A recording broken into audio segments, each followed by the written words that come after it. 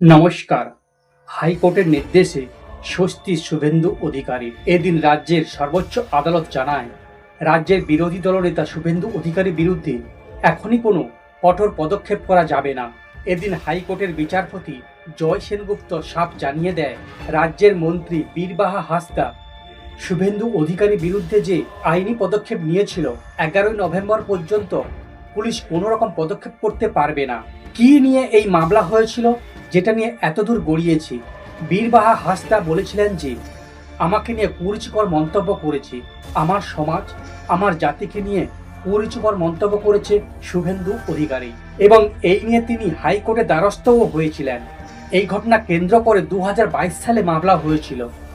সেই সময় বীরবাহা হাঁসদা ঝাড়খণ্ড থানায় শুভেন্দু অধিকারীর বিরুদ্ধে এফআইআর করেছিল।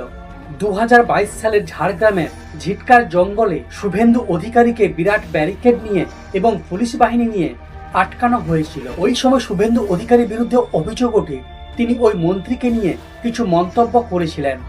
ঝাড়গ্রামের এসটি থানায় অভিযোগ করা হয় এবং শুভেন্দুর বিরুদ্ধে একাধিক থানায় এফআইআর করা হয়। যদিও প্রথম থেকে শুভেন্দু অধিকারী দাবি করে আসছেন, তিনি কোনো খারাপ মন্তব্য করেননি, হয়তো স্থানীয় ভাষায় কিছু কথা বলেছিলেন, কিন্তু সেটিকে ভুল ব্যাখ্যা করা হয়েছিল এবং সেটি কোর্টে পেশ করা হয়েছিল।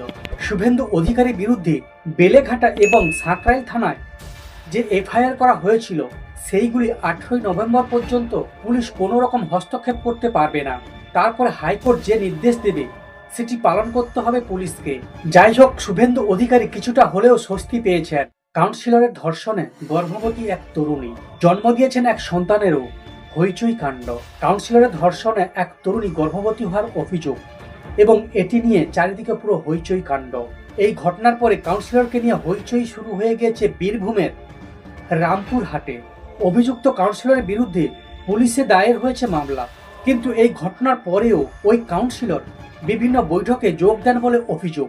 উনার বিরুদ্ধে অভিযোগ, উনার এক স্ত্রী আছে, অথচ নিজেকে অবিবাহিত বলে দাবি করেছিলেন ওই তরুণীর কাছে, এবং ওই তরুণীকে বারবার তিনি ধর্ষণও করেছেন। পরে ওই তরুণী গর্ভবতী হয়। অভিযুক্তের নাম প্রিয়নাথ সাউ ওরফে টিঙ্কু।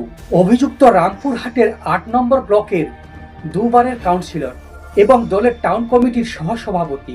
এই ঘটনার পরে ওই তরুণী রামপুরহাট থানাতে অভিযোগ দায়ের করেন, যেখানে ধর্ষণ, প্রতারণা এবং খুনের হুমকির অভিযোগ দায়ের হয়েছে। ওই তরুণীর অভিযোগ, 2015 সালে ভোটার তালিকায় নাম তুলতে গেলে ওই কাউন্সিলরের সঙ্গে ওর পরিচয় হয়। তারপরে ওই কাউন্সিলর ভোটার কার্ডে সাহায্য করার জন্য বাড়িতে ডেকে নেয় ওই তরুণীকে, বিয়ের প্রতিশ্রুতি দিয়ে বারবার তার সঙ্গে শারীরিক সম্পর্ক করে। এক সময় ওই তরুণী গর্ভবতী হলে ওই কাউন্সিলর বিয়ে করতে অস্বীকার করে। যদিও সমস্ত অস্বীকার করেছেন ওই কাউন্সিলর, তিনি বলেছেন এই যে ঘটনাটি সম্পূর্ণ অসত্য এবং উদ্দেশ্য প্রণোদিতভাবে আমার বিরুদ্ধে করা হয়েছে। অবশ্য তরুণীর অভিযোগ নিয়ে পুলিশ তদন্ত শুরু করেছে এবং পুরো এলাকাতে একটি চাঞ্চল্য তৈরি হয়েছে। কলকাতায় ফের টাকার পাহাড়ের খোঁজ পেল ইডি। ভোটের আগে বড়সড় দুর্নীতি ফাঁস। এবার এই ঘটনাটি ঘটেছে তারাতলাতে। পৌরসভায় নিয়োগ এবং পদোন্নতি দুর্নীতি মামলার সূত্র ধরতে গিয়ে বড়সড় টাকার খোঁজ পেল ইডি এবং বিভিন্ন রকম নথি উদ্ধার করা হয়েছে। ইডি সূত্রে জানা গিয়েছে, উদ্ধার হওয়া টাকার পরিমাণ প্রায় 1,20,00,000 টাকা। যদিও তদন্তকারীদের প্রাথমিক অনুমান, পরপর টাকার অঙ্ক আরো বাড়তে পারে। ইডি জানিয়েছে তাদের কাছে গোপন সূত্রে খবর ছিল, তাই তারা শহরে বিভিন্ন জায়গায় একসঙ্গে তল্লাশি করে। বেলেঘাটা, তারাতলা, পার্ক সার্কাস, বালিগঞ্জ, এই সমস্ত এরিয়াগুলোতে একসঙ্গে ইডি এবং কেন্দ্রীয় বাহিনী তদন্ত চালায়। বেলেঘাটার 2 ব্যবসায়ী ভাইয়ের বাড়িতে গিয়ে অনেক ইলেকট্রিক ডিভাইস এবং অনেক নথি উদ্ধার করে। সেই সূত্র ধরেই তারাতলায় পৌঁছে যায় ইডি এবং সেখানে গিয়ে মিলল টাকার পাহাড়।